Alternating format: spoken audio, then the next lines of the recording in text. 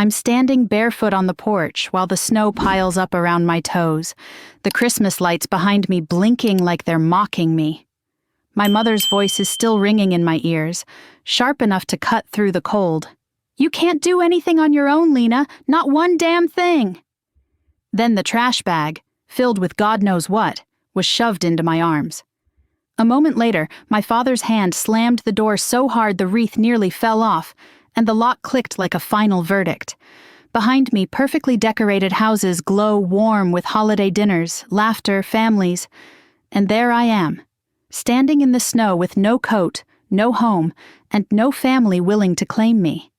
A few neighbors peek through their curtains, pretending they didn't just witness the Carringtons throw their daughter out like she's yesterday's garbage. My phone has no service.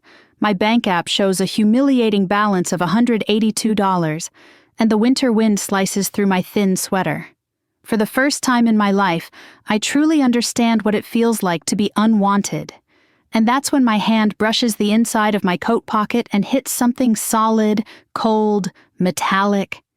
The old black card my grandfather gave me when I was 6. The one he said to use only when you have nowhere left to go. I finally managed to move my numb feet down the steps and toward my car. The snow makes my sandals slick.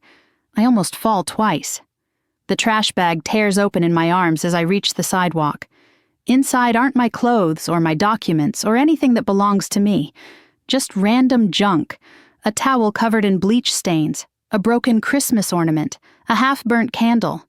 They couldn't even give me the courtesy of my own things. My car groans when I start it, the engine whining like it doesn't want to cooperate. Honestly, same. I sit in the front seat with my hands shaking so hard the keys rattle. My breath fogs the windshield. The heater barely works, so cold air blows across my face while I stare at the house I grew up in. Now locked behind a door my parents made sure I could never open again. I replay the scene from 20 minutes earlier. Christmas Eve dinner burned in the oven because my mother was too busy criticizing my posture. My father complaining about the cost of the holiday lights. My brother rolling his eyes at everything I said. Then the fuse blew when I told them I wouldn't co-sign a loan they wanted under my name. Suddenly I was ungrateful, selfish, and a leech. Their words piled up faster than the snow outside. My mother snapped first, calling me a disappointment. My father followed with a shouted, "Get out!" that echoed down the hallway. If I hadn't seen it with my own eyes, I wouldn't have believed how fast my family could discard me. They always said I'd come crawling back. But tonight, as I sit in my cold car staring at their warm windows, something shifts inside me. I don't want to crawl back ever again. But wanting strength and having options are two different things. My stomach growls, reminding me I haven't eaten since yesterday. I look at the time, almost midnight, and my body feels like it's made of hollow glass. I search for hotels nearby, but the prices might as well be $1 million. I try calling a few friends, but my mother spent years quietly isolating me from most of them. A part of me wonders if this moment is exactly what she wanted. For me to be so alone, I'd have no choice but to obey her forever. I refuse to let that be the ending. I drive to a 24-hour diner because it's the only place I can sit without being thrown out. The neon sign flickers as I park. The waitress gives me a look, sympathetic but cautious, as I slide into a booth and order the cheapest cup of coffee they have. I cradle it between my frozen hands like it's the last warm thing on earth. And then, like it's been waiting for this moment all along, the black card slips out of my coat pocket and clinks softly against the table. I freeze. I remember the exact moment my grandfather gave it to me. I was 6, sitting on his lap in the backyard while my parents fought inside. He pressed the card into my small hands and whispered, "One day, sweetheart, you'll need this. Use it only when you have no one else." At the time, I told him I would never need it. My parents loved me, or so I thought. The waitress passes by and glances at the card. Her eyes widen and she quickly looks away. You have one of those?" she murmurs before heading back toward the kitchen, like she shouldn't have said anything. I run my thumb over the smooth metal surface. No name, just numbers engraved in gold.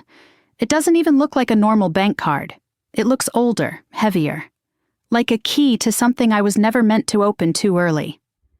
I pull out my phone, 3% battery left, and search for the bank logo etched on the corner. Cumberland National Trust. Only one branch nearby is open until 6 the next day. The building looks like something out of an old movie, with marble pillars and brass handles. Far too elegant for someone like me.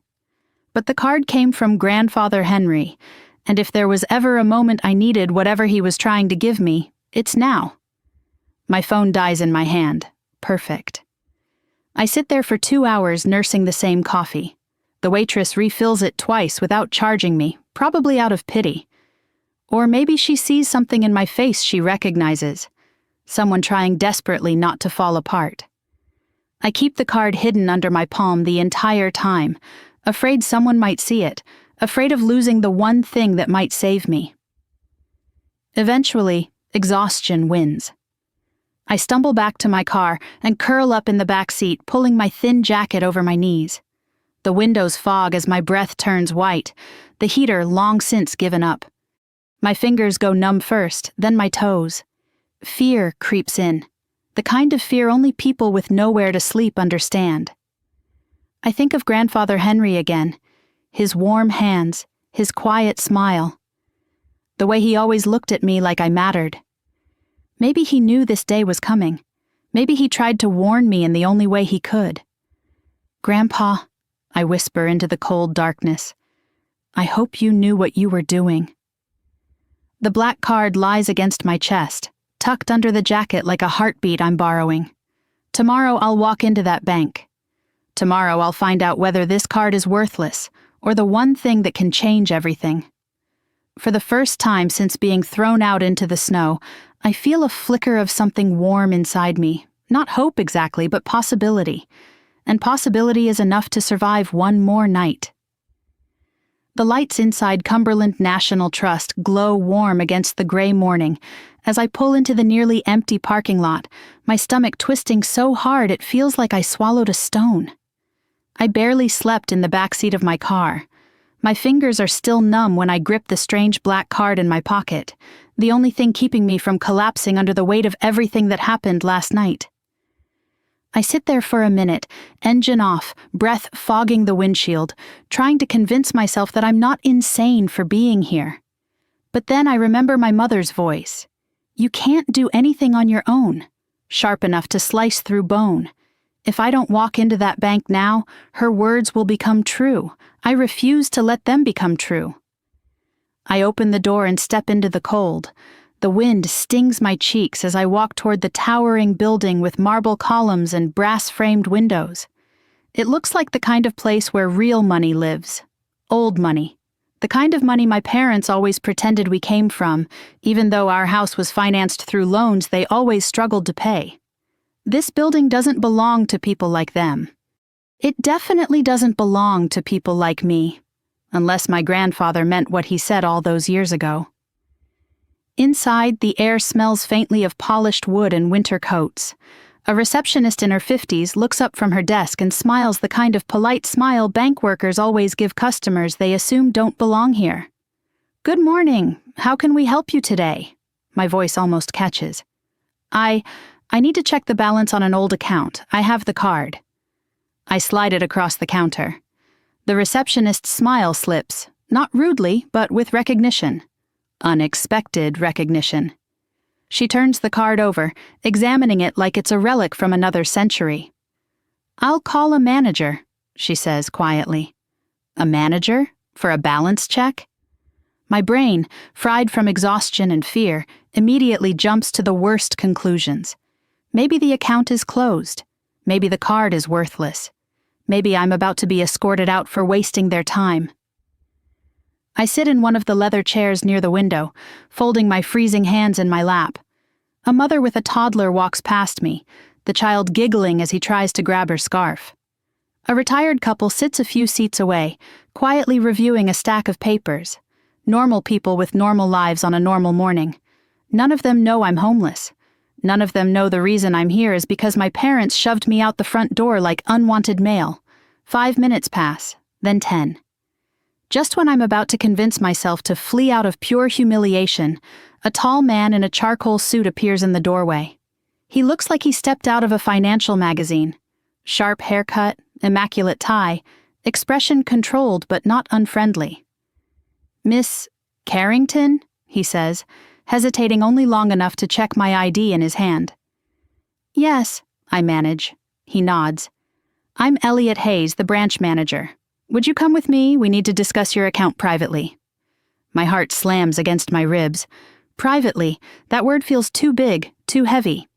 I force myself to stand and follow him down a hallway lined with framed photos of the bank's founders, stern men in old-fashioned suits staring down at me like I don't belong.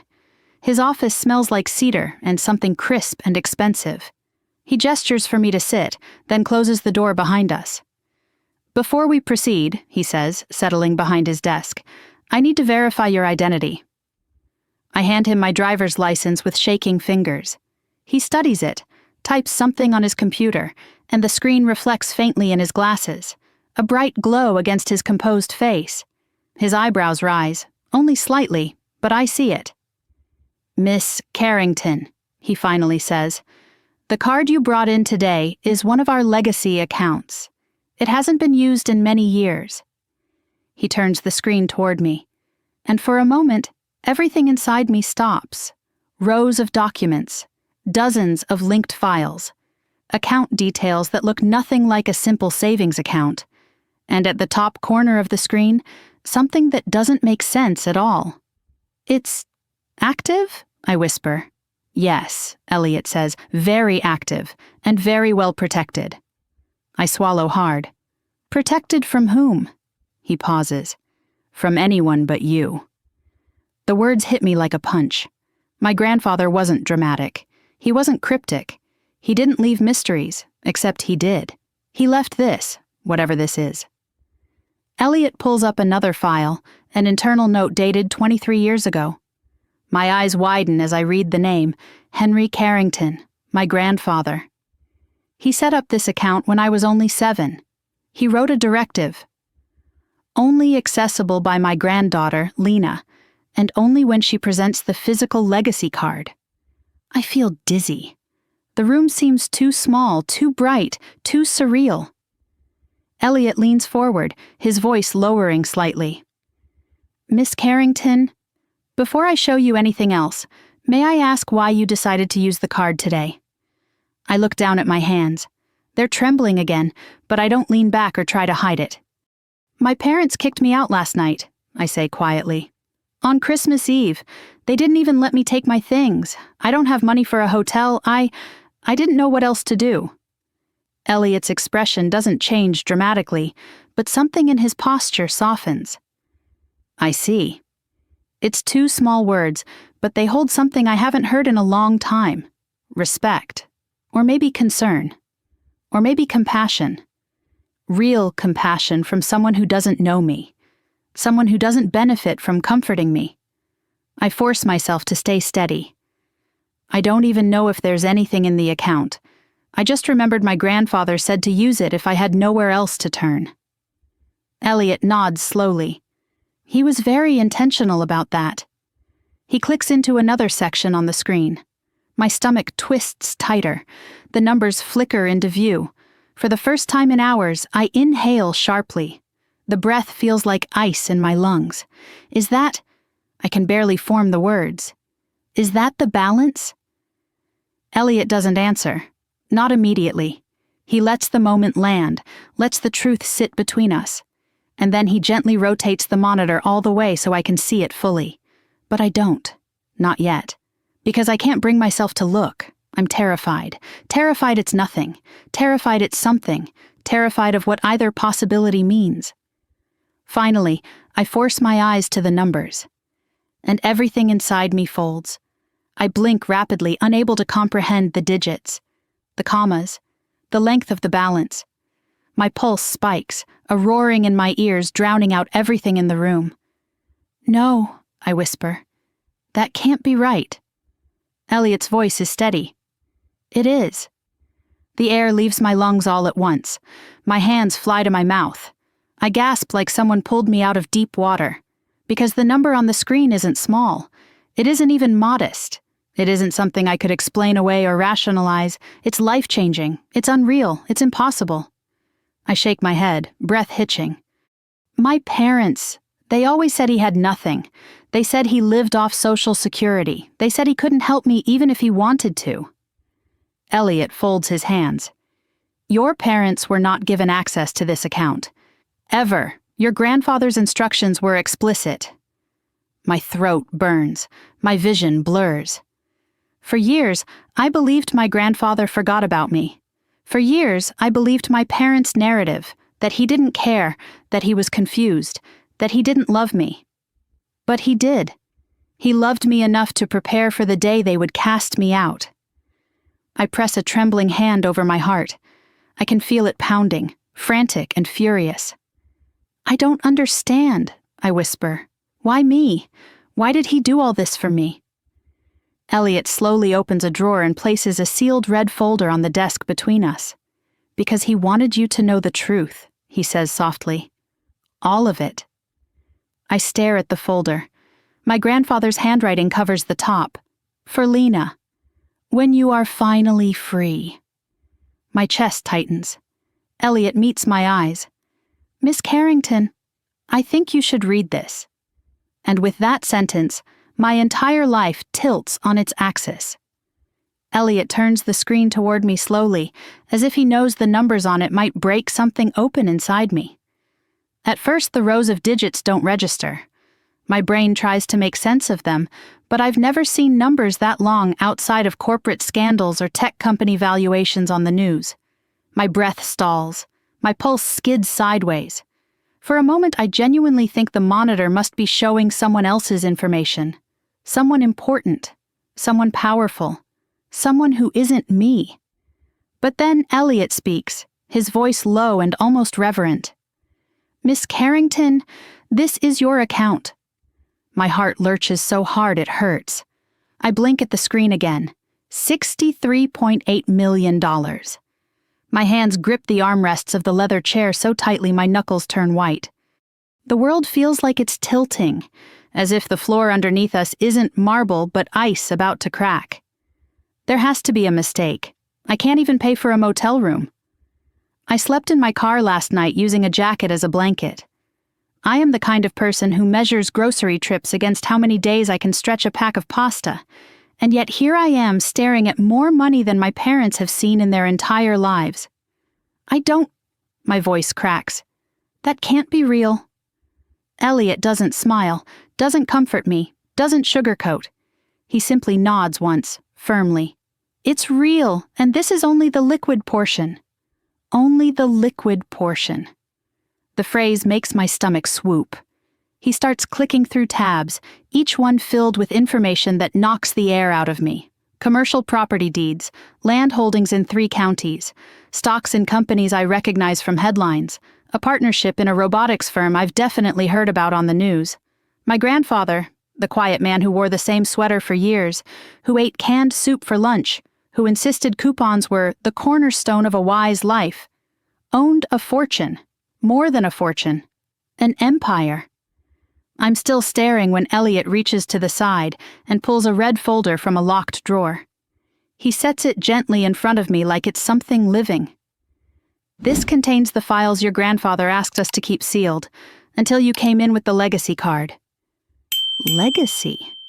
That word hits me in the chest. My hands tremble as I open the folder. The first thing inside is a handwritten letter addressed to me in my grandfather's looping script.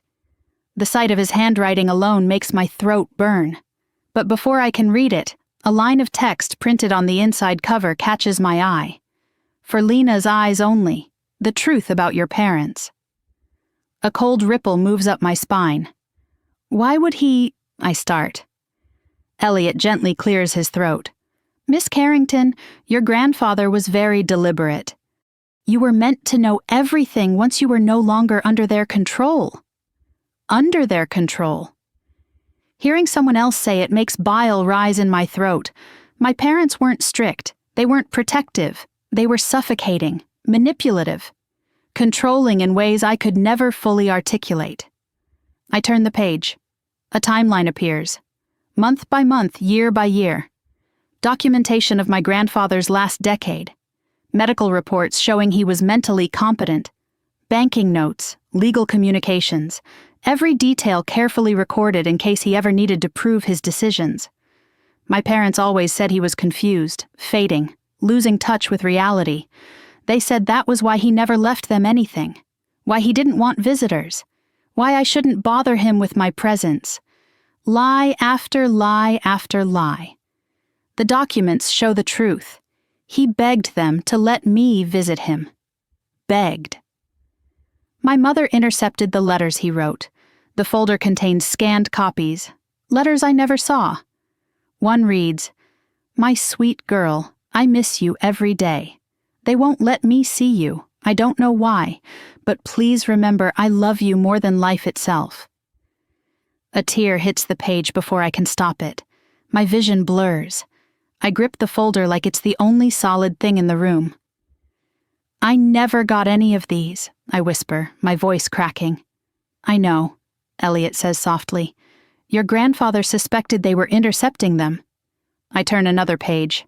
A legal statement Henry filed after an incident 8 years ago. "If anything happens to me suddenly, investigate Richard and Elaine Carrington first." Seeing my parents' names in black ink under the words "suspected coercion" and "financial manipulation" makes my stomach twist. My grandfather knew. He knew what they were capable of, knew what they did to him, and what they would eventually do to me. I pick up the letter addressed to me. My fingers tremble as I unfold it. "My Lena, if you are reading this, it means they have cast you aside. I hoped it wouldn't happen, but I feared it would. They value control above all else. You must know this truth. None of their words about you were ever real. You were never weak. You were never a burden. You were the best part of this family. Everything I built because I knew you would one day need freedom. Take this chance, my dear girl. Use it to live the life they never allowed you to dream of. You are my legacy. With all my love, Grandpa Henry." I press the letter to my chest. A sob escapes me, raw and painful. For years, I thought he forgot me. I thought I wasn't worth remembering. I was wrong. My parents made sure I believed I was forgettable. They kept me small, quiet, obedient. They shaped my entire sense of self around the lie that I was unwanted. But here, in this folder, is proof of the opposite. Proof that the only person who ever saw me clearly left everything to me because he believed I deserved better. "Why me?" I whisper again. "Why not my father? Why not my brother?" Elliot looks at me with a level of sympathy that feels almost parental. "Because he trusted you. Because he saw their intentions long before you could. And because you were the only person who cared for him without wanting anything in return." I swallow hard. Memories flood me. Sitting in my grandfather's garden while he told me stories, while my parents dismissed him as old-fashioned or irrelevant. I never understood why he always looked at me with such sadness, such knowing. Now I do. I turn another page, more evidence, more lies unraveled, more truth revealed. My father tried to gain power of attorney over Henry when he was hospitalized once. The doctor refused to sign the competency declaration. My mother pressured Henry to invest in family plans involving Michael's failed business. And when Henry refused, they cut ties. Not because they cared for his health, but because they were furious he wouldn't hand them control. My breath shakes as I close the file. What happens now?" I ask. Elliot folds his hands. "Now, Miss Carrington, you decide what you want. But before anything else, there is one final document your grandfather left. It requires your authorization to access it." He places a small biometric scanner on the desk beside an encrypted drive. "This contains the full truth about your family," he says quietly. "And instructions from your grandfather for your future." Instructions. My heartbeat pounds. The room feels too still. "Are you ready?" he asks. Am I? My parents threw me out like trash. They made sure I had nothing. No money, no clothes, no home, no self-worth. And yet the man they dismissed as senile and worthless built an empire and left every piece of it to me. I don't know if I'm ready, but I know I have to be. I place my thumb on the scanner. The light turns green. The encrypted drive begins to unlock, loading files line by line. Elliot watches the screen, his expression tightening. "There's something else," he murmurs, almost to himself. "Something your grandfather didn't want anyone to find until now." The final file loads. Elliot exhales, turns the monitor toward me and says, "Miss Carrington, you need to see this." The encrypted files load line by line, the cursor blinking like a pulse on a heart monitor, steady and unhurried, while my own heartbeat pounds loud enough to drown out the quiet hum of Elliot's office. I try to breathe normally, but it feels like every breath hitched in my chest. When the screen finally stops flickering, Elliot angles the monitor toward me. "Miss Carrington," he says softly, "your grandfather wanted you to see this if he ever feared your parents would harm you, financially, emotionally, or otherwise." The first file opens automatically. A title stretches across the top in bold letters, "For Lena's Eyes Only, a complete record of your parents' actions." My stomach knots. I set my hands in my lap so they don't visibly shake, but I don't think it helps. I click the first entry.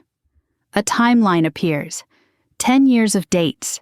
10 years of carefully documented reports, emails, transcripts, and notarized statements. Every entry written or signed by my grandfather. My throat closes slowly, like someone's squeezing it. The first note begins. "My son and his wife have begun attempting to control my financial decisions." I blink, reading it twice. My parents always claimed he was forgetful. "Losing touch with the world," my mother would say, shaking her head with exaggerated pity. My father called him unstable and said I should stop visiting him because it stressed him out. But the tone of this note is steady, clear, sharp. Nothing about it is confused. I scroll. Another entry appears, this one with a scanned doctor's evaluation. Patient is fully competent. No signs of dementia or cognitive impairment. Recommending continued independent living with regular medical check-ins. I feel like falling through the chair. Every story my parents told me collapses like it was built of tissue paper. They said he couldn't manage his money anymore. They said he was embarrassed to see me. They said he didn't recognize me. They said he didn't want visitors. All lies.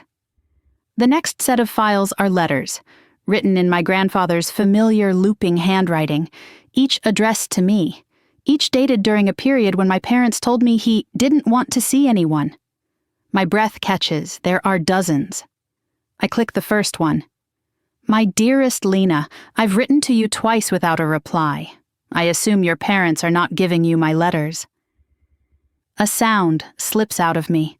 Half gasp, half wounded noise, the kind I didn't even know I could make. I feel 10 years old again, sitting on my childhood bed wondering why I mattered so little. I click another. "I asked them again today if you could come visit. They said you were too busy. I hope you know I would drop everything to see you if I could." A tear falls onto the desk. I wipe it away quickly, embarrassed, but Elliot remains respectfully silent, as if he's seen grief take many forms and understands this one. Another document loads automatically, this one not a letter but a transcript. Meeting record, Cumberland National Trust. Attending, Henry Carrington, Estate Manager, initials EH, Compliance Officer. My grandfather's voice comes through faintly in the audio file, shaky only because of age, not confusion. "My son and daughter-in-law attempted to have me declared mentally incompetent today. They brought in papers they wanted me to sign. I refused." I stopped the audio, hands trembling harder. My parents tried to take his finances, tried to control him. They did the same thing to me in every way that didn't require a bank signature. "When was this?" I whisper. Elliot clicks to the date. 9 years ago. The year I graduated from high school. The year they forbid me from visiting him for his own good. It wasn't for his good. It was because he stood between them and access to his money. I scroll again. More documents, more proof. A physician's note. Adult children appear motivated by financial gain, not concern for the patient's well-being. Recommend legal barriers be reinforced. My pulse is so loud it thuds in my ears. Elliot shifts slightly in his chair. Your grandfather was very clear that you were the only person he trusted. I swallow hard. Why didn't he tell me any of this? Why didn't he warn me? He tried, Elliot says gently. Your parents cut off all channels of communication. I close my eyes. They didn't just isolate him. They isolated me from him, from the one person who truly loved me. I turn to the next section, labeled Attempted Financial Takeover, Incident Record. Inside are scanned copies of bank statements, legal notices, and a formal report filed by my grandfather. They tried to gain full control of his assets by claiming he was unfit. They demanded the bank release his accounts to them. They even tried to move money into a family-managed trust, with themselves listed as primary beneficiaries. My stomach churns as I read the note my grandfather added beneath the report. Protect Lena from them if anything happens to me. The words burn. I keep scrolling. Another cluster of documents reveals how my parents began portraying him as unstable to their friends, neighbors, the community, poisoning the reputation of the one person who saw straight through them. Emails between my mother and father appear, ones I was never meant to see. Sentences jump out at me like venom. He needs to give us control or he'll waste everything on nonsense. We deserve access. After everything we've done. If Lena keeps visiting him, he might leave her something. Everything finally, painfully, horribly makes sense. The sudden shift in their rules, the guilt tripping, the coldness, the moments where they forgot to tell me he called, the pressure to distance myself from him. They did it because he loved me, and because they hated that. My throat stings. I scroll again. This time a map pops up, an aerial view with red markings, circles, hand-drawn arrows. Beside it, a typed label, properties to be transferred to Lena under protective trust. There are 10 markers. 10. Not just money, not just stocks. Land, rented buildings, a stake in a robotics company.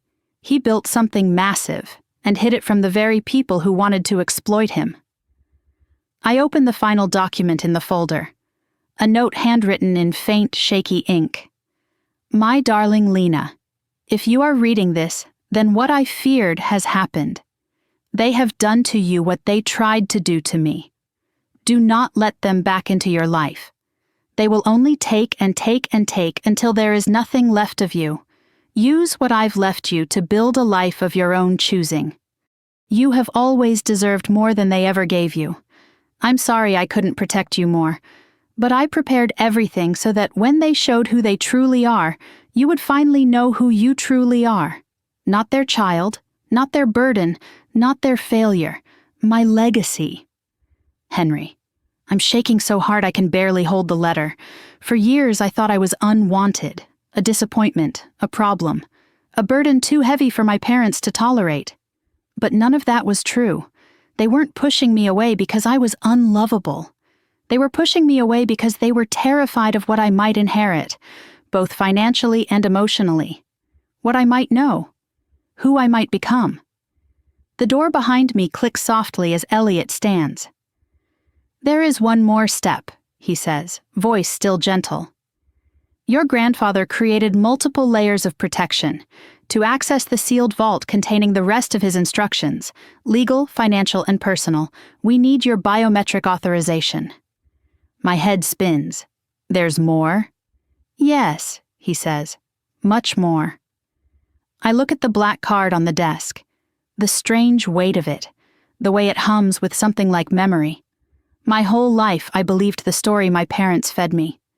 Today, that story ends, and the real one begins. I straighten in the chair, wiping my tears with the back of my hand. Show me what he left, I say. Elliot nods and powers on the biometric scanner.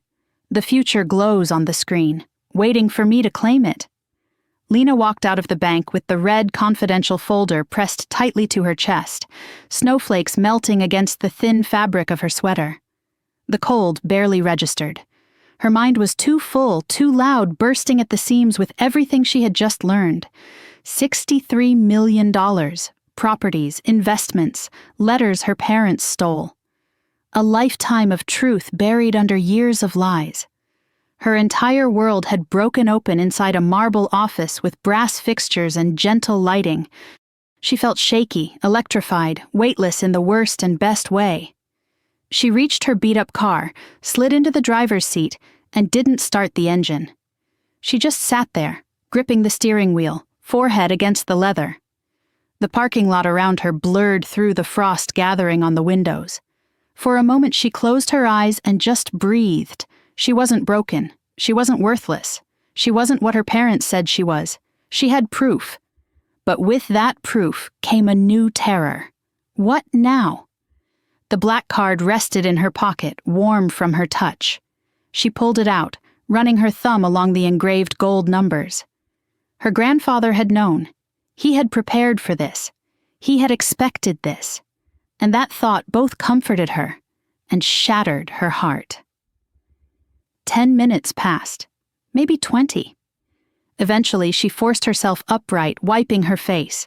She wasn't going to collapse in a bank parking lot, not when she finally had something resembling power. Her phone buzzed suddenly. Unknown number. We need to talk. Her stomach twisted. She blocked it before the fear could get a foothold. She turned the key and drove. The farther she got from the bank, the more surreal everything felt. It was like she was floating above herself, watching a version of her she barely recognized. The Lena who drove to the diner last night was homeless, desperate, shaking in the cold. The Lena leaving Cumberland National Trust was something else entirely. Not rich, not yet, not emotionally, but no longer someone her parents could crush. Eventually, she pulled into the parking lot of a small cafe she used to visit in college. Warm lights, fogged windows, the lingering smell of cinnamon and roasted coffee drifting out the cracked door every time a customer entered. She needed to sit, to think, to breathe like a human being and not a creature running from the wreckage of her own life. Inside, a Christmas tree glowed in the corner, decorated with mismatched ornaments from local schoolchildren. A couple in their 70s sat near the window, laughing gently about something in the newspaper. A barista hummed along to a holiday playlist. Normal. Everything felt so painfully normal. Lena slid into a booth, her hands still trembling as she opened the red folder. The documents inside were organized, neat, curated by someone who loved her enough to plan for a future she didn't know she needed. But this wasn't everything. Elliot had mentioned another meeting. Someone else. She checked her phone. A voicemail from the bank. Miss Carrington, this is Elliot. Before you leave town today, please return to the branch. We need to complete the estate disclosures with our senior specialist. It's important. She shut her eyes, exhaling shakily. Important was an understatement. 20 minutes later, she was back in the marble lobby, snow melting off her boots. Elliot met her immediately, his expression more serious than before. He introduced her to a woman with silver hair, warm eyes, and a voice like steady oak. Miss Carrington, she greeted, offering her hand. I'm Marjorie Keene. I managed your grandfather's accounts for 22 years. Lena blinked. You knew him well? Marjorie's gaze softened. He was one of the most thoughtful clients I've ever had. He spoke about you constantly. The words hit so hard Lena almost forgot to breathe. Marjorie led them to a private conference room. Papers were already spread out across the table. Property maps, valuation reports, legal notes, investment summaries, and another box, smaller, locked. This, Marjorie said, touching the lid gently, was left in our care for you, but it required 2 forms of authorization, one from you, one from your grandfather. My grandfather passed, Lena whispered. Marjorie nodded. He provided a pre-recorded authorization video. We'll use your biometric ID to complete the verification. Lena stared down at the box, her chest tight. This wasn't just money, this was intention, a legacy, protection, love. Are you ready? Marjorie asked. Lena nodded, even though she wasn't ready at all. The scanner beeped. A green light flashed. The lock clicked. When Marjorie lifted the lid, Lena felt the air thrum.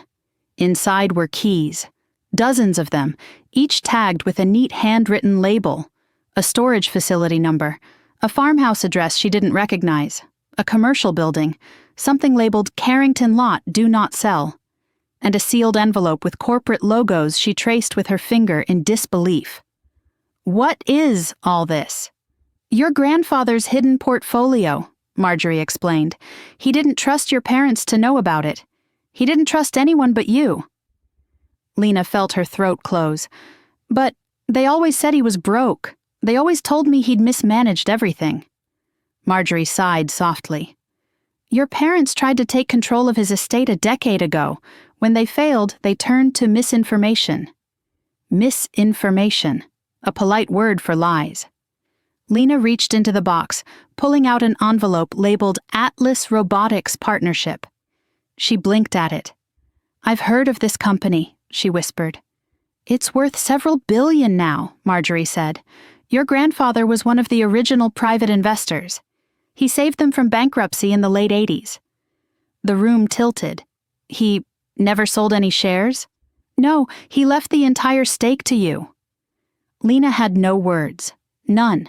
Her grandfather wasn't just financially secure, he was brilliant, strategic, quietly powerful in ways her parents never understood. We estimate your total holdings exceed what you saw on the initial screen, Marjorie continued carefully, by a significant margin. How significant? Lena whispered. Elliot's voice lowered. 8 figures, possibly 9, depending on asset liquidation. A laugh slipped out of her. Not a happy one. A startled, broken, stunned sound. My parents threw me out with a bag of trash. Neither banker responded. They didn't need to. Lena pressed her palms to her face, breathing through the tremors in her chest. Her parents' last words still echoed in her skull. Useless, weak, worth nothing. But all along, the truth was the opposite. Her grandfather had believed she was worth everything. When she lowered her hands, Marjorie pulled out one more document, thin, delicate, important. Before his passing, she said, your grandfather filed a protective clause. In the event your parents, or any party acting on their behalf, attempted to seize your inheritance, we were instructed to alert legal counsel immediately and place security measures on your access. Legal counsel? Lena echoed. Yes. Your grandfather retained an attorney specifically for your future interests, Vivian Rhodes, one of the best in the state. Lena blinked. Why would I need... The question broke off because she suddenly understood. Her parents. They always tried to take control of things that weren't theirs, even when she was a child, even when it meant hurting someone. Her grandfather had known they might turn that greed toward her one day. He prepared for a war she didn't know she was living in. Elliot slid a sleek black business card across the table. Vivian Rhodes, Eskian, Inheritance Protection and High-Risk Asset Disputes. Lena picked it up, the card heavier than it looked. Call her, Marjorie said gently. She'll guide you through the next steps. Next steps, Lena repeated faintly. There are more steps? Elliot nodded, his gaze steady. Your parents will likely attempt something once they realize they no longer control you, especially if they ever learned about this account. A chill ran across her skin. You don't think they already suspect something?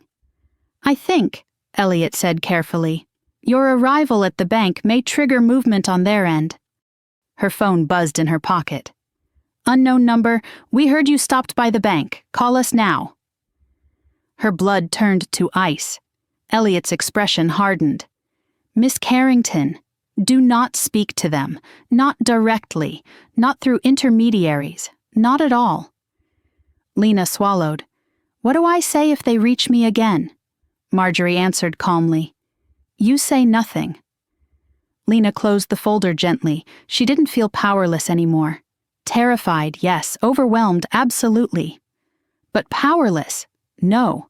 Her grandfather had given her a path out of the life her parents tried to trap her in. He had laid out the truth, brick by brick, for her to follow. She stood.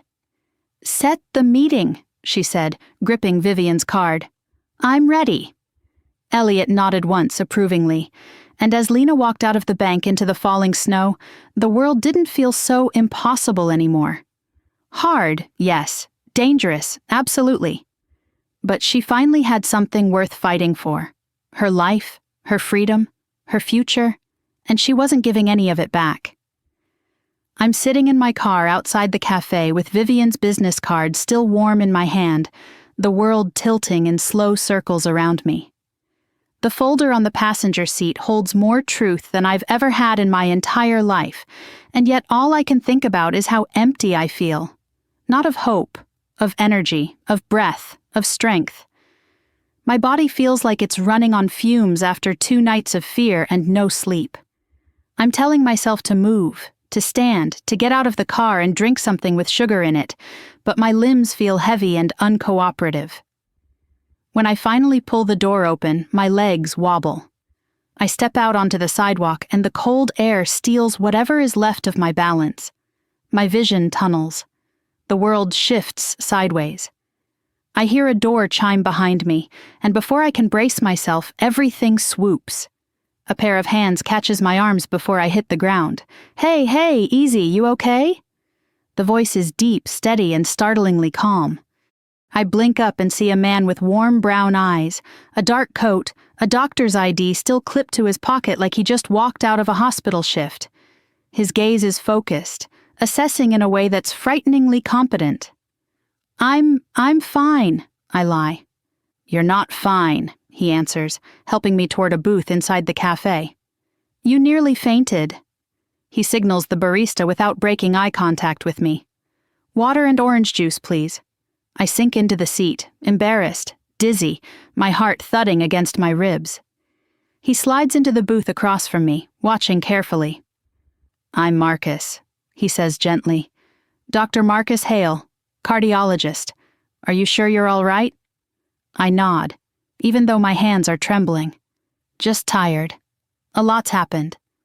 His brow furrows. He doesn't ask questions immediately, just waits, letting me breathe.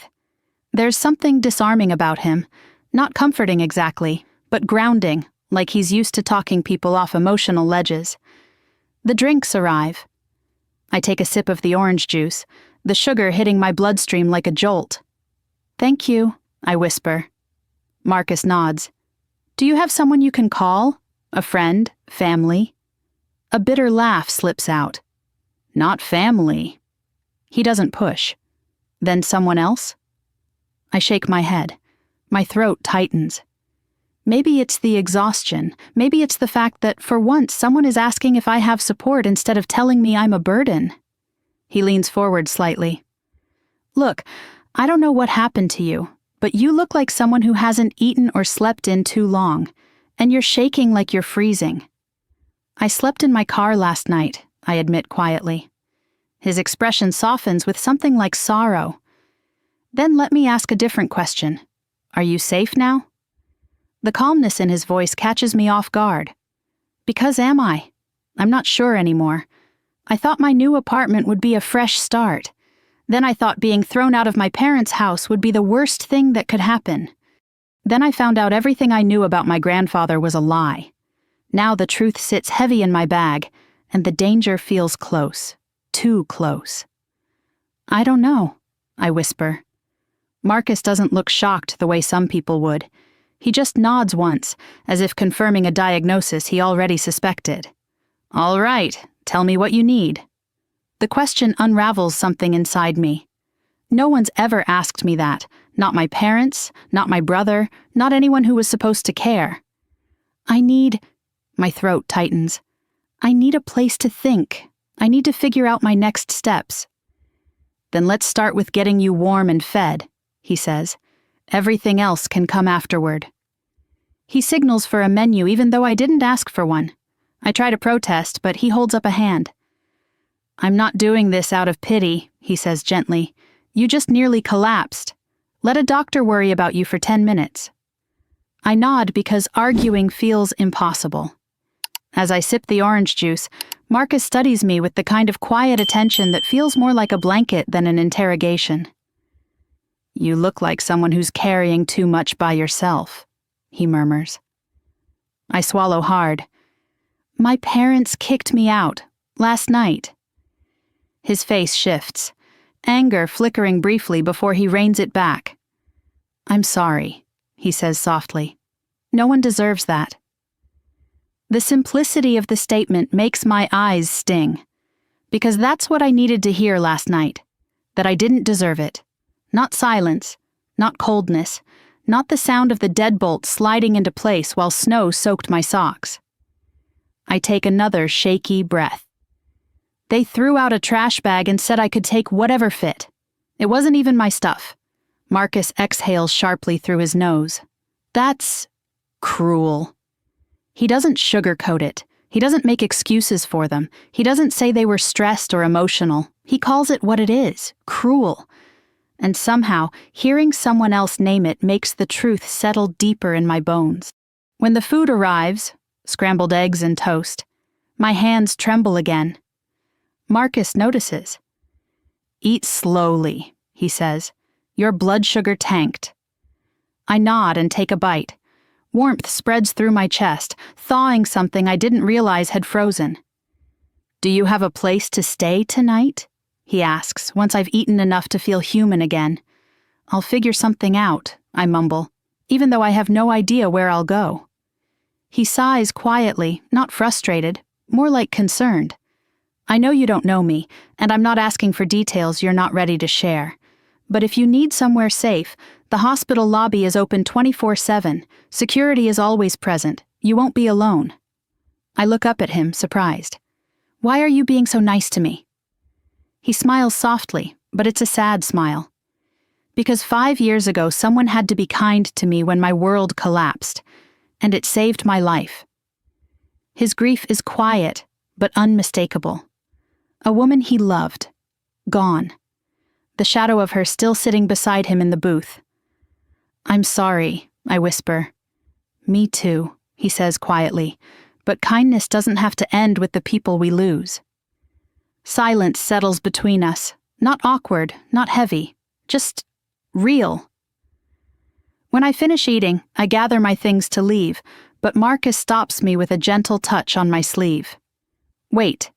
He pulls a pen from his coat pocket and writes something on a napkin. His handwriting is steady, neat.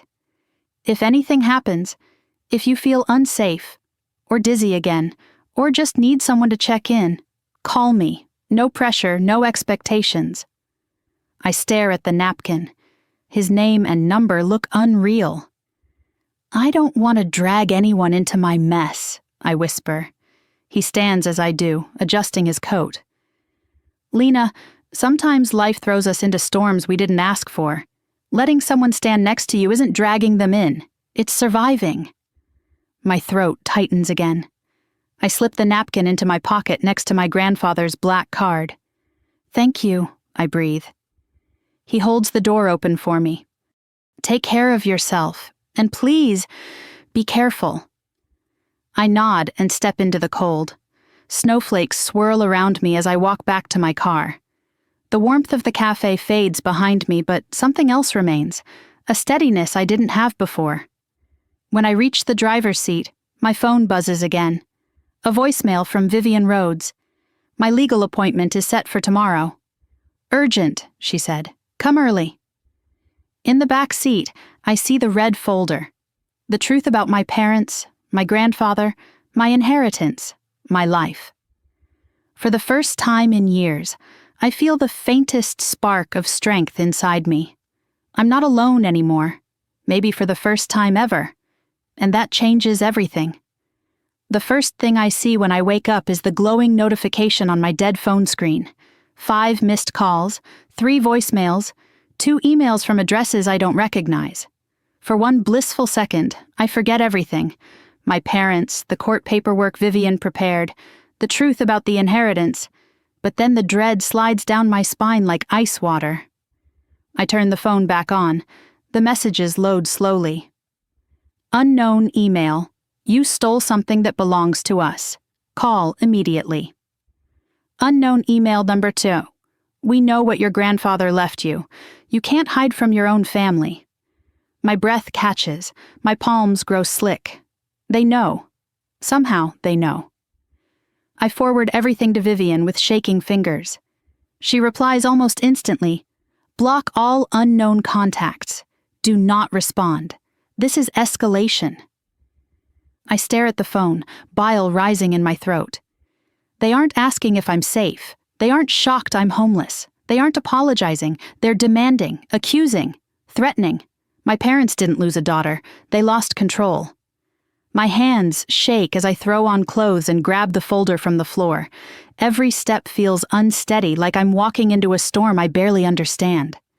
Before leaving the hotel room, my phone buzzes again. Unknown number. You will regret not cooperating. My stomach twists. I block it instantly and rush outside. The cold slaps me in the face as I hurry toward my car, eyes darting across the parking lot. And that's when I see it again. The gray sedan, the same one from yesterday, same tinted windows, same slow, predatory presence. It sits 2 rows away, engine idling, exhaust ghosting into the winter air. My pulse spikes. I duck into my car and lock the doors. I try not to look, but my eyes flick back anyway. The sedan doesn't move, doesn't drive away. It just waits. I breathe through my panic long enough to call Vivian. She answers on the second ring. Tell me everything. I describe the calls, the emails, the car. Your parents hired someone, she says flatly. That's a private investigator. He's tailing you. Document everything. We can use it in court. I grip the steering wheel tighter. Why would they send someone after me? Because they're desperate, Vivian replies. They wanted control of your grandfather's estate for years. Now they know you're beyond their reach. I whisper, what do I do? You meet me at the office, she says. Today. Bring everything. I pull out of the parking lot and try to swallow my fear, but my chest won't loosen. Every turn, I check the rearview mirror. Every time I slow down, the sedan slows too. My hands shake so violently I almost miss my exit. My phone buzzes again. Marcus. Hey, you okay? You sounded tense yesterday. I exhale a trembling breath and type back with stiff fingers. I think I'm being followed, he calls immediately. Lena, where are you? Are you safe? No, I whisper, because it's the first time I've admitted it aloud. I don't think I am. Stay on the phone, Marcus says. I'm heading toward my office at the hospital. Tell me exactly where you are. I follow his voice, steady and calm, until I finally pull into his hospital's parking lot. The sedan turns at the corner but doesn't enter. It waits across the street. Marcus meets me at the entrance. The moment he sees my face, he steps closer, lowering his voice. That car again? I nod. It's been following me all morning. He looks over my shoulder and sees the sedan. His jaw tightens. They're not bothering with subtlety. He walks me inside, stays nearby while I sit in the lobby, and only leaves when I assure him I'm calling Vivian next. His hand brushes mine before stepping away. You're not handling this alone, he murmurs. Not anymore. My chest tightens in a different way. Less fear, more something warm and unfamiliar. Then I head to Vivian's. Her office looks like the headquarters of a quiet, controlled storm. Glass walls, polished steel, precise movements. Vivian greets me with a steady expression, but the second she sees the screenshots, a spark ignites behind her eyes. This is harassment, she says. This is stalking. This is intimidation. We're responding aggressively. She lays out a plan like a general drawing battle lines. Restraining orders, cease and desist letters, criminal complaints. She calls a security consultant who arrives 10 minutes later and reviews the photos of the sedan. Professional, he says, not some amateur. He's reporting back to someone. My parents. Of course it's them. Next, Vivian opens a thick binder she's been preparing since yesterday. This morning, she says, your parents filed an emergency petition with the court. My stomach drops. What kind of petition? They're trying to claim you are mentally unstable and unfit to control assets. The world tilts. What? I choke out. They're saying I'm... Vivian taps the page. Predictable tactic.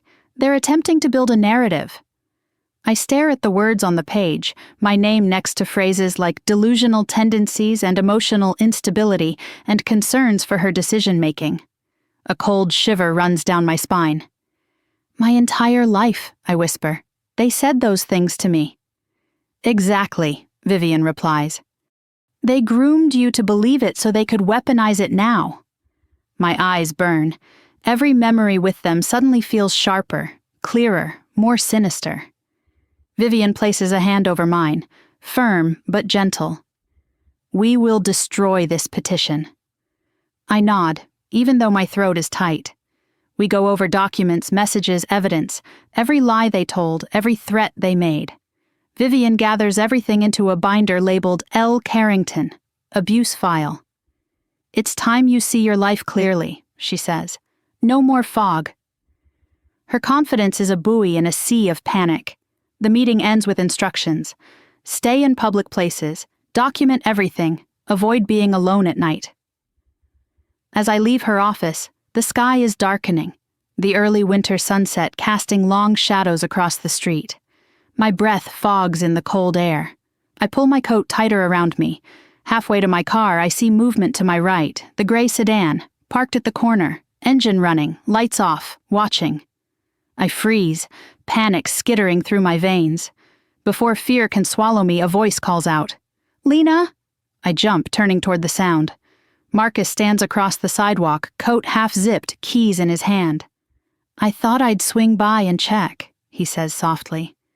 "You didn't answer my last text." The relief is so immediate and overwhelming my knees nearly buckle.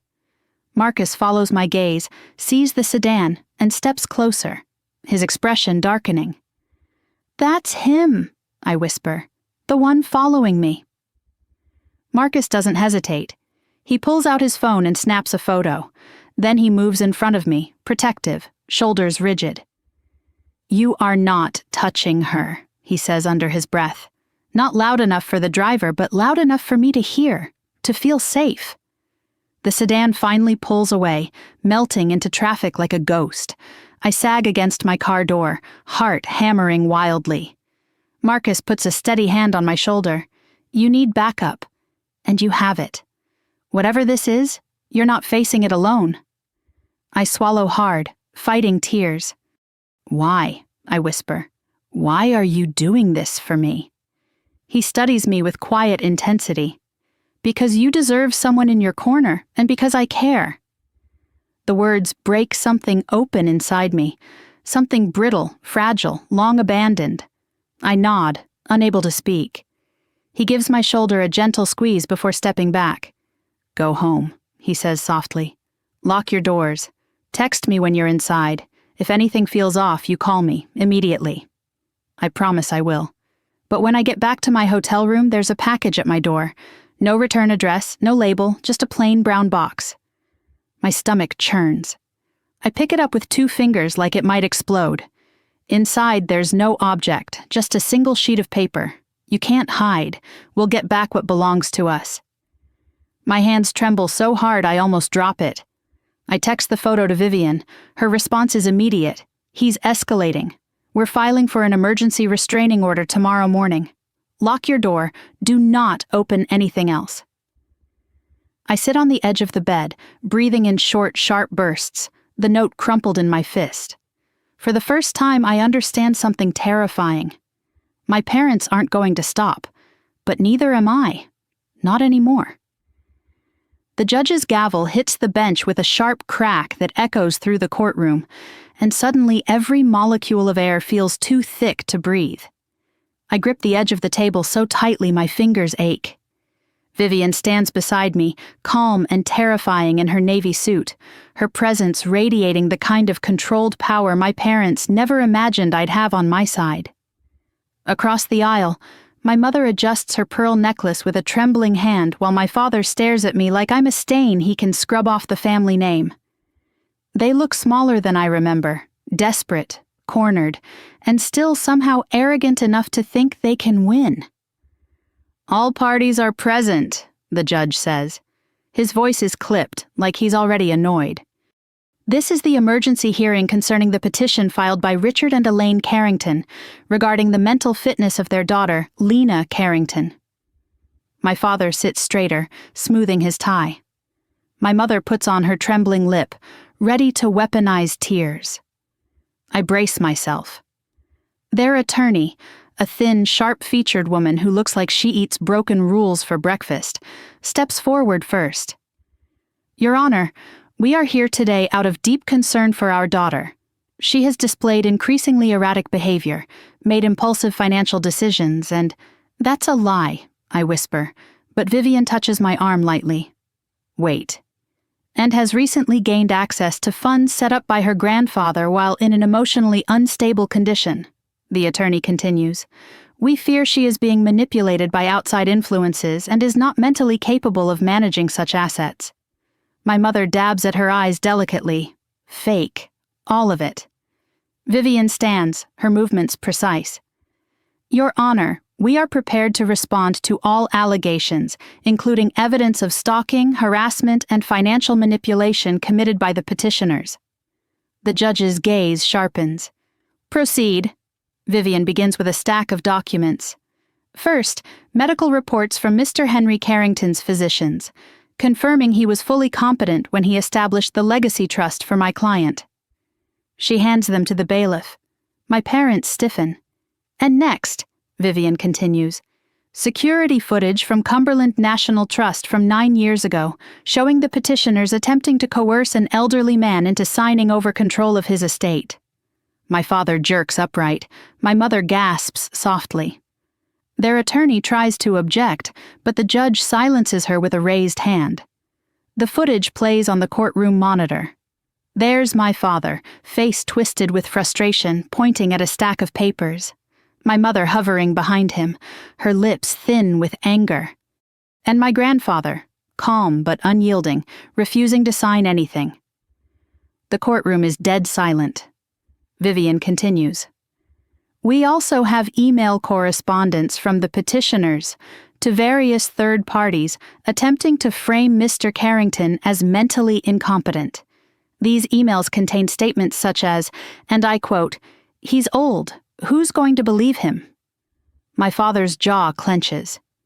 My mother's face turns pale. And finally, Vivian says, pulling out a printed transcript, "We have the letters Mr. Carrington wrote to my client, letters her parents intercepted and concealed." She reads one aloud.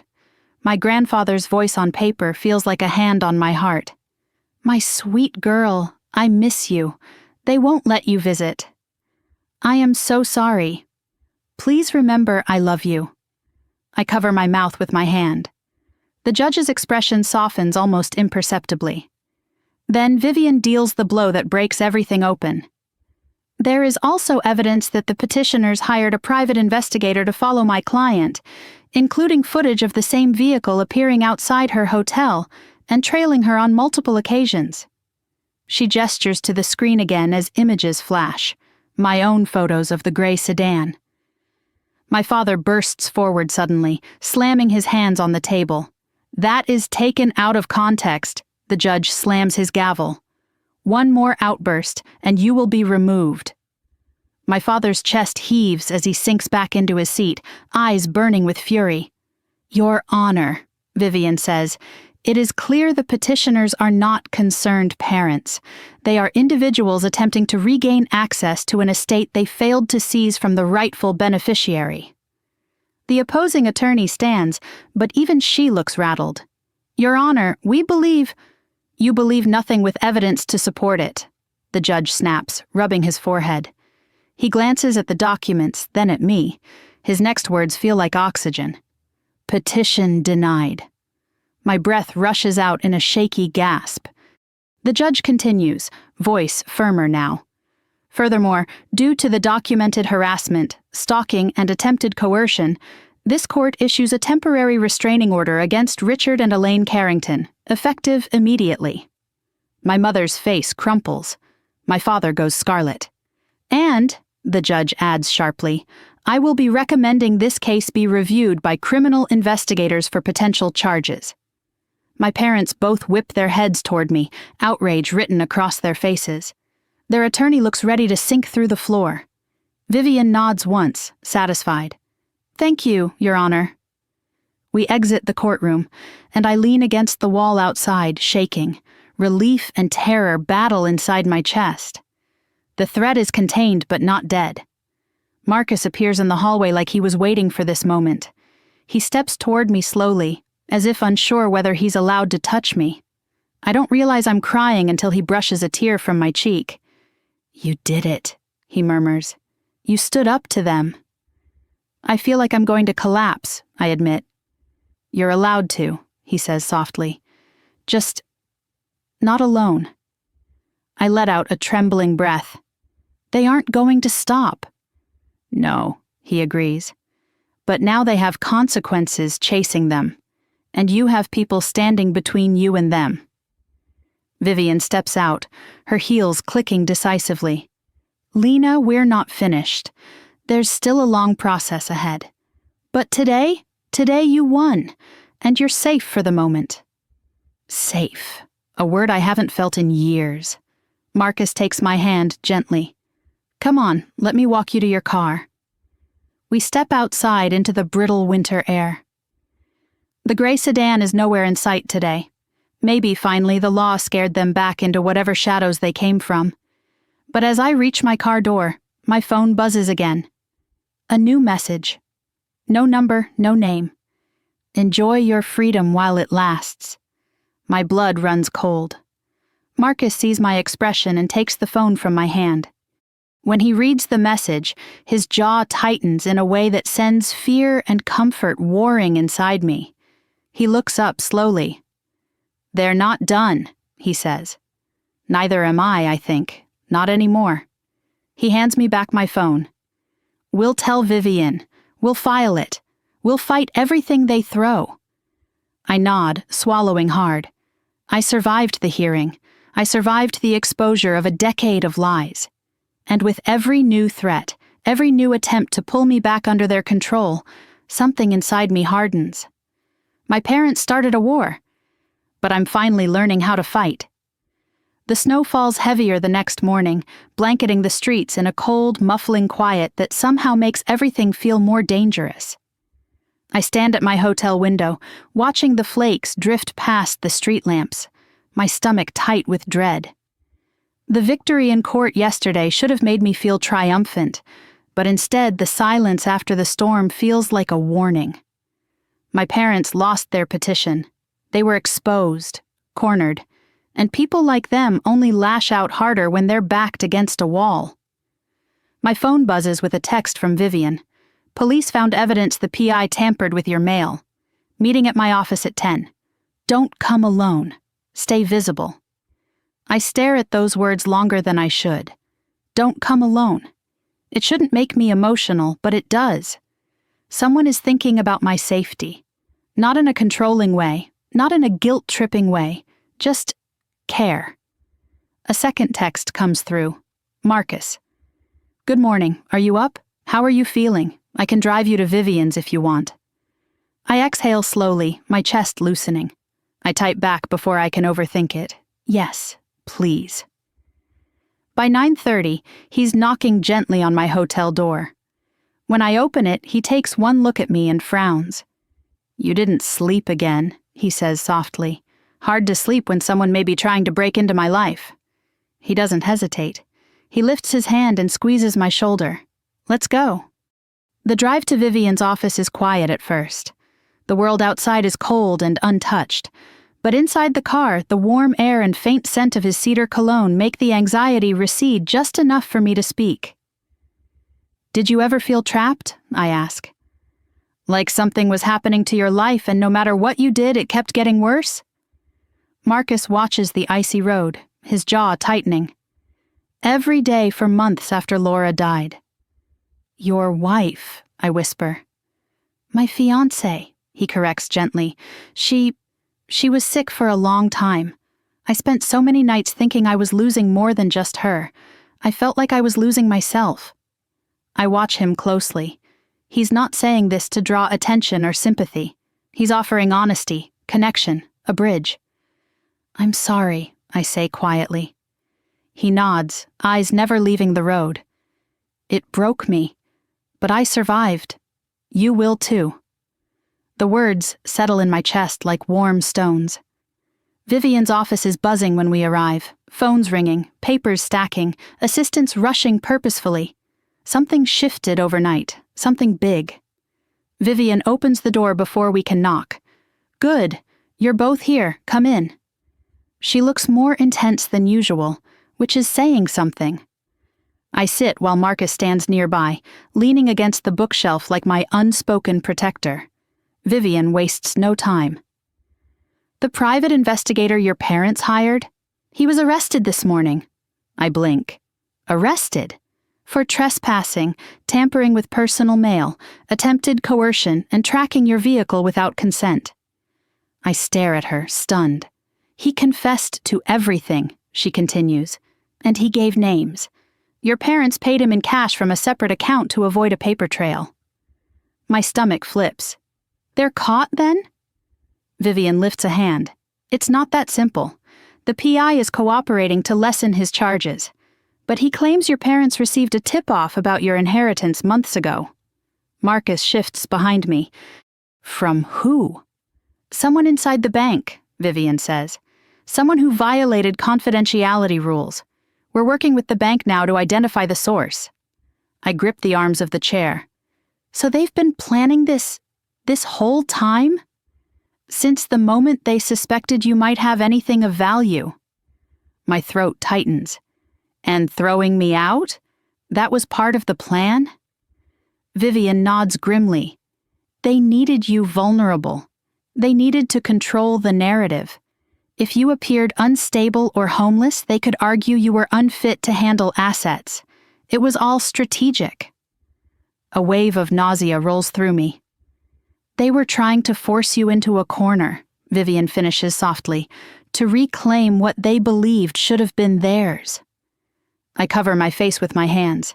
Beside me, Marcus steps closer, resting a hand at the back of my chair. Then what do we do now? He asks Vivian. She gestures to a stack of documents. We go on offense. Her voice turns sharp, powerful. We file for a permanent restraining order. We file harassment charges. We file a civil suit for damages including emotional distress, stalking, defamation, and attempted asset theft. And we open a criminal negligence investigation. My eyes widen. All of that?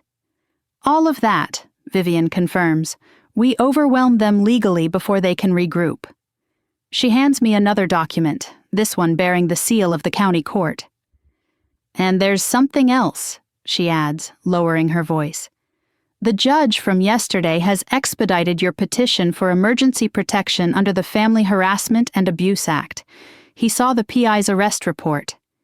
I swallow hard. What does that mean? It means the court believes you're in danger, she says, and they're acting fast to shield you. I nod slowly. It feels surreal to be protected by systems I always believed would fail me. Then, an unexpected question slips from my mouth. Will they go to jail? Vivian's expression turns steel hard. If the investigation continues this direction, yes. Marcus exhales, relief and anger mixing on his face. Good. But then Vivian softens, studying me. Lena, she says gently, are you ready for that possibility? I sit quietly, considering it. Jail, my parents, behind bars. Part of me recoils. They're still my parents. They raised me, fed me, spoke the words, I love you, even if they never meant them the way normal parents do. But another part of me, the part they tried to crush, knows the truth. If I don't stop them, They'll never stop me. Yes, I whisper. I'm ready. Vivian nods and stands. Good, then we move forward. Inside the office, everything feels strong, actionable, controlled. Outside, the storm is still waiting.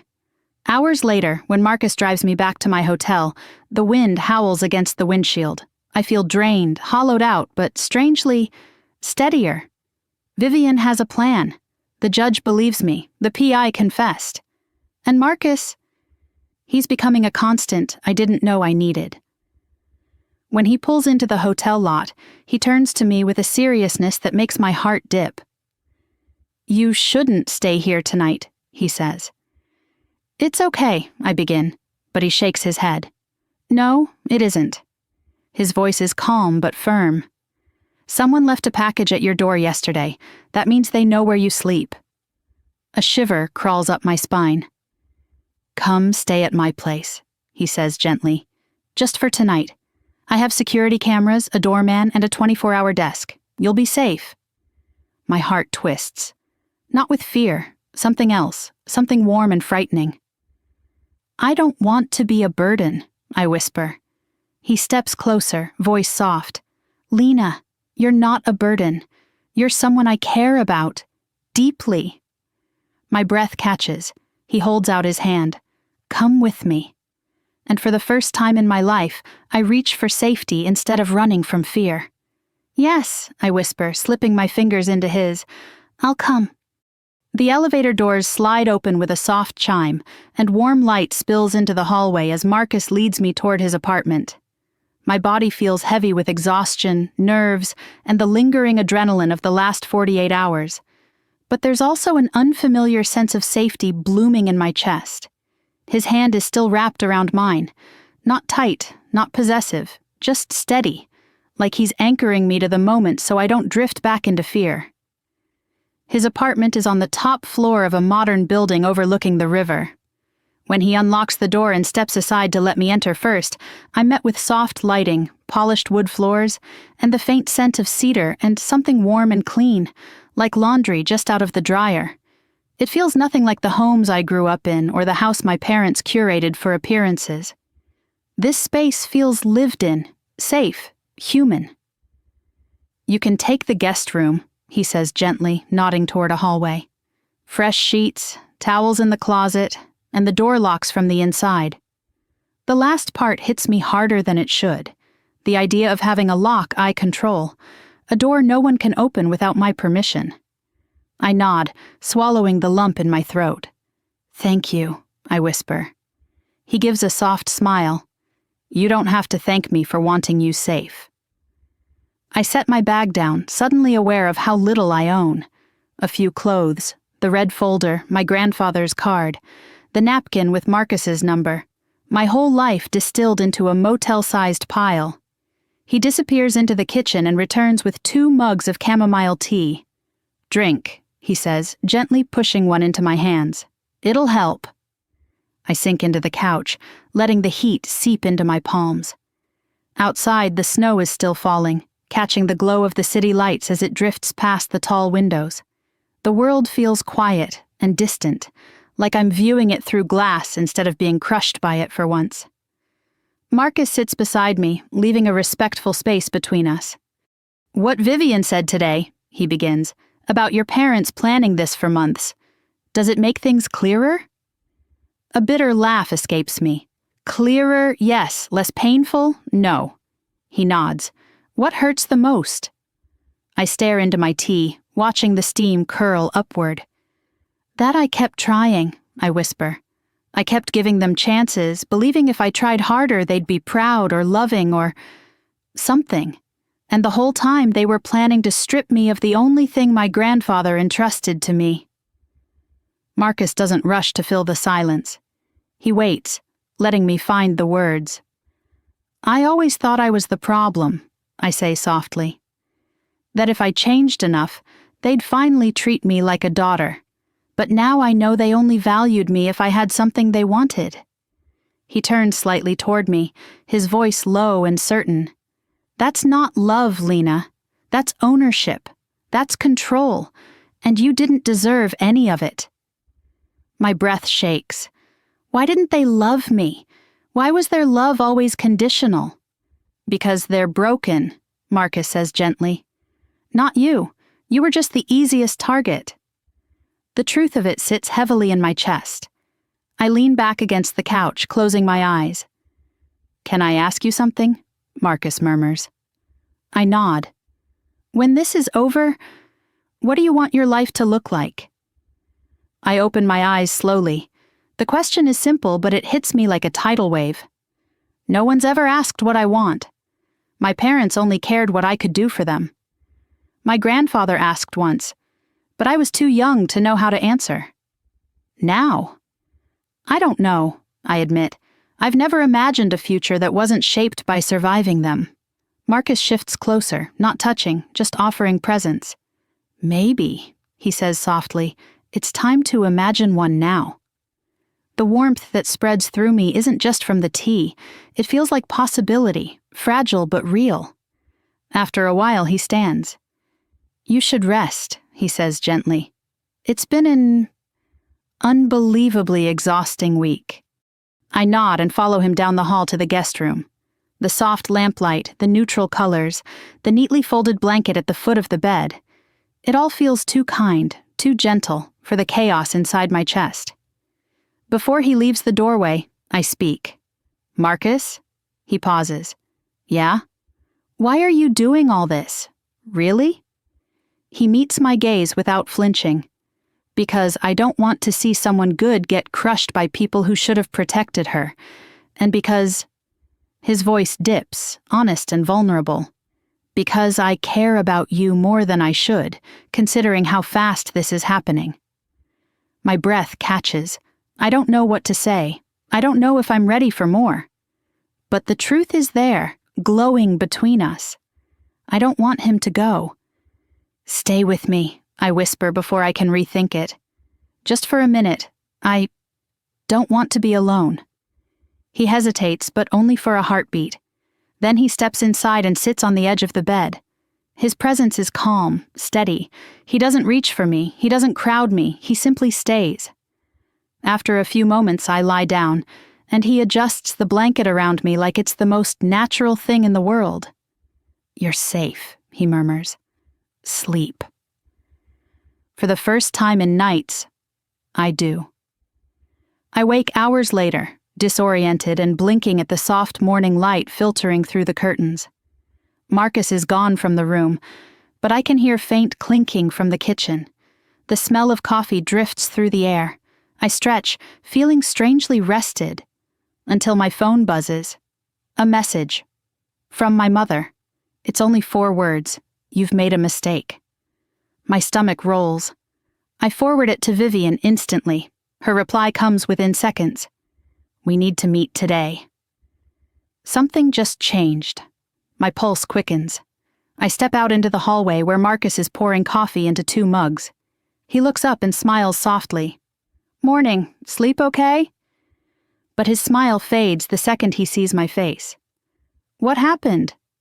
I hand him the phone and he reads the message slowly. His jaw tightens. They're shifting to a new tactic, he says quietly. That's a warning. I nod, swallowing hard. I don't know what they're planning, I whisper, but I can feel it. He sets the mug down and steps closer, his voice steady. Then we'll face it together. And for the first time in my life, the word together doesn't feel like a trap. It feels like hope. The conference room at Vivian's office is already buzzing when Marcus and I arrive. But the moment Vivian sees us step inside, she shuts the door and lowers her voice to a tone that raises every hair on my arms. Your parents made their next move. My pulse jumps. What did they do now? Vivian spreads a series of documents across the table. Printouts, screenshots, legal forms. The atmosphere feels heavier today, darker. Like the storm that's been building for weeks is finally starting to crack open. They filed a petition with family court claiming you exploited a vulnerable elder, she says calmly. Too calmly. I grab the back of a chair to steady myself. What? They're accusing you of manipulating your grandfather for financial gain, she continues, claiming you coerced him into leaving you the estate. That's insane, I breathe. I didn't even know he had an estate. Yes, Vivian cuts in, but truth doesn't matter to them. Control does. And this strategy is designed to muddy the waters and trigger an investigation. Marcus steps closer to me, bracing my back with a supportive hand. They're trying to weaponize the system again. Vivian nods. This is their most aggressive move yet, and the most dangerous. My head spins. How is this even possible? Because the petition triggers automatic review, she says, meaning social services and the state could open an inquiry into your grandfather's medical records, financial activity, and potentially your actions. I grip the edge of the table, feeling the world tilt. I didn't do anything wrong. Of course you didn't, Vivian says firmly, and we're going to prove it. But first, she lifts a thin folder from the pile and hands it to me. These are the emails your parents sent to their attorney last night. We subpoenaed them. I open the folder. The words blur for a second before snapping into sharp, brutal focus. She'll break under pressure. She always did. Once the investigation starts, she'll crumble. We need her unstable. We need her emotional. We need her alone. My breath catches in my throat. They wrote those words. About me, their daughter. My hands shake as I clutch the papers. Marcus takes them from me gently before they slip from my grasp. Vivian presses on, voice sharper now. They are actively discussing ways to make you appear mentally unfit, including sending people to observe your behavior in public places. My stomach twists. They're trying to bait me. Yes, Vivian says. They want you to snap, break down, anything that can be used against you. A cold chill sweeps up my spine. Every shadow, every set of footsteps behind me, every silent car.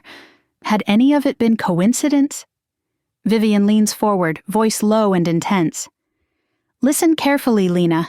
You cannot react to anything, not in public, not online, not in private messages. They want you emotional. Don't give them what they want. I nod slowly, but terror churns in my chest. Is this supposed to scare me into giving up? I whisper. Yes, she says, and because you didn't give up, they escalated. Marcus jumps in, jaw tense. What if they try something physical? The PI was bad enough. Vivian lifts a hand. We're maximizing your legal protection. But there's another piece, something you need to see. She opens a sealed envelope and pulls out a USB drive. She plugs it into the projector. A video appears on the screen. My grandfather. Frailer than I remember. Sitting in a wooden chair near the old farmhouse window. The timestamp reads 3 months before he died. A lump forms in my throat. He begins speaking slowly, voice raspy but clear. If you're watching this, my dear Lena, then the time has come. Marcus moves closer, his hand finding mine. Vivian stands beside the table, silent. My grandfather continues, I know your parents. I know what they did to you. I know how they treated you and what they want from me. And from you. That is why I have done everything quietly. That is why this account and the properties are in your name and no one else's. My throat tightens painfully. You were the only one who ever visited without wanting something. You were the only one who spoke to me like a human being instead of a wallet. Tears prick the corners of my eyes. I am leaving these things to you because you have a good heart, and you will use these resources to build a life free of the chains they put on you. I clamp a hand over my mouth, stifling a sob. And if they challenge this, if they try to claim manipulation, know this. I kept all records, all signatures, all medical evaluations proving my competency. The bank has everything. Vivian nods grimly. My grandfather gives a weak but warm smile. I love you, girl. Do not let them crush you anymore. The video ends. The silence that follows is suffocating. Then something inside me cracks. Not with fear this time, but with something fierce and rising.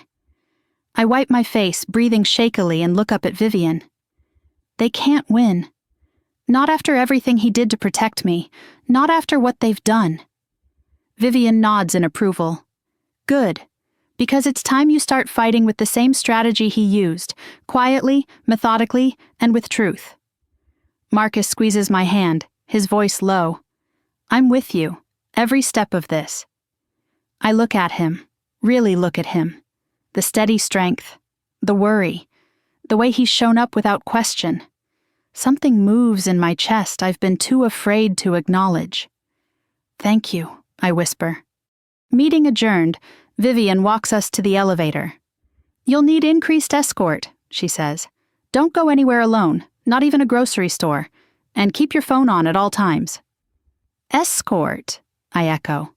She nods. Security detail. The court will approve temporary protection until we finish this. The elevator doors slide open and Marcus steps inside with me. As they close, I suddenly feel the urge to ask something I've never asked anyone before. Marcus, I say quietly, if this gets worse, if it gets dangerous, will you still stay? He breathes in sharply, like the question hits harder than expected. Then he lifts my hand and presses a gentle kiss to my knuckles. I'm not going anywhere. The elevator hums downward, and for the first time, despite the fear, despite the chaos, I feel something powerful blooming inside me. Not defeat, not doubt, resolve. I'm going to finish what my grandfather started. I'm going to take my life back, and my parents will never control me again. Snow was falling again the morning everything finally shifted. I watched it from Marcus's kitchen window, the city washed in white, quiet in a way that almost felt unreal after weeks of chaos. For the first time in what felt like forever, my shoulders weren't knotted in fear. My phone wasn't buzzing with threats. No dark cars idled outside. The world was still. But the stillness wasn't fragile anymore. It felt earned. Marcus moved around the kitchen behind me, barefoot, half awake, making coffee like he'd been doing it beside me for years. His presence no longer startled me. It settled me. Each small gesture, reaching past me for a mug, brushing a hand against my back, kissing the top of my head as he passed, felt like a quiet reminder that I wasn't alone. Not anymore. Vivian had emailed last night with the final update. The case was closed. The fraud investigation into my parents was complete. And charges, real serious charges, were moving forward. I wasn't required to testify. Their emails, messages, and the PI's confession were more than enough. My parents were no longer lurking shadows in my life. They were legal consequences waiting to happen. And I was free. A knock came at the door. Marcus looked up, surprised. "That'll be the security detail," he murmured. "Vivian said they'd stop by this morning." For once, I didn't tense. I didn't check the peephole 3 times. I didn't feel hunted. The security officer standing outside the door introduced himself, gave us the court's final documents, and left. No drama, no threat, just closure delivered in a manila envelope. I sat at the table, fingers trembling only slightly as I opened it. Permanent restraining order, full control of my grandfather's estate, official confirmation that I had been the victim, not the perpetrator of manipulation. And one more thing, a letter, from the court-appointed financial evaluator. I opened it and blinked. They had audited everything. The accounts, the recordings, the documents my grandfather left behind. And they'd discovered more investments, more assets, more property my parents didn't even know existed because my grandfather had hidden them too well. I let out a strangled laugh. Marcus looked up. "Good news?" "He left me more than we thought," I whispered. "A lot more." He pulled out the chair next to me. "Then maybe it's time you decide how to use it." I stared down at the letter and felt something I hadn't felt in years. An open horizon. A future that belonged to me. Not shaped by fear or obligation. Not listened through keyholes or dictated by someone else's cruelty. Mine. Later that afternoon, Vivian called with one last update. "It's done," she said simply. They can't touch you again. I stepped out onto the apartment balcony as she spoke, listening to the hum of the city below, breathing in cold air that tasted like relief. When we ended the call, I stayed there a while, letting the wind tangle my hair, letting the reality of my new life sink in. Marcus joined me a moment later, hands tucked into his pockets. You okay? I nodded. I think, for the first time, I know what that feels like. He smiled the way he always did when he wanted to make sure I believed in myself. What's next, Lena? I turned to him, feeling warmth spread through my chest. I want a home, I said softly. A real one. Not a place to hide, a place to live, a place where I can breathe. He nodded slowly. Good. And I hesitated, searching his face. I want you there. If you want to be. His expression softened. Gentle, steady, full of something that felt a lot like promise. I'm not going anywhere, he murmured. Wherever you go next, I'm right beside you. I didn't realize I was crying until he brushed a tear away with his thumb. Weeks later, when the last snow melted and the first signs of spring touched the edges of the city, we stood in front of a little brick house just outside town. A quiet street. A yard my grandfather would have loved. A porch where light pooled in the afternoons. Not a mansion, not a fortress. A beginning. A symbol of everything I'd built for myself. Freedom, safety, peace. Inside, we painted walls, unpacked boxes, and built a life. Marcus filled the kitchen with laughter and music. I filled the shelves with books and the windowsill with plants. The security system was state-of-the-art, not because I lived in fear, but because I finally valued myself enough to protect my future.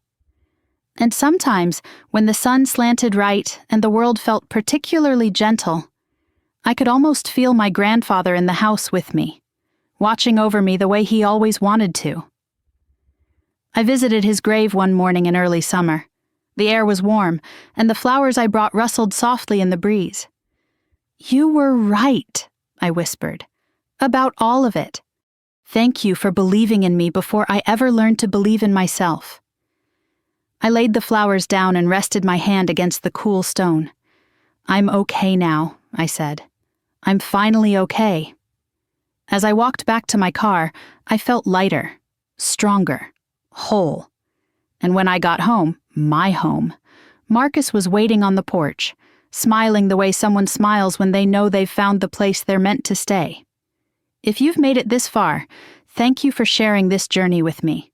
If you've ever felt trapped, betrayed, or underestimated, I hope my story reminds you that your worth isn't defined by the people who fail to see it. Drop a comment and let me know where you're watching from, and don't forget to like and subscribe so you never miss a new chapter. There's more to come, and I'd love for you to stay with me as we keep moving forward. Together.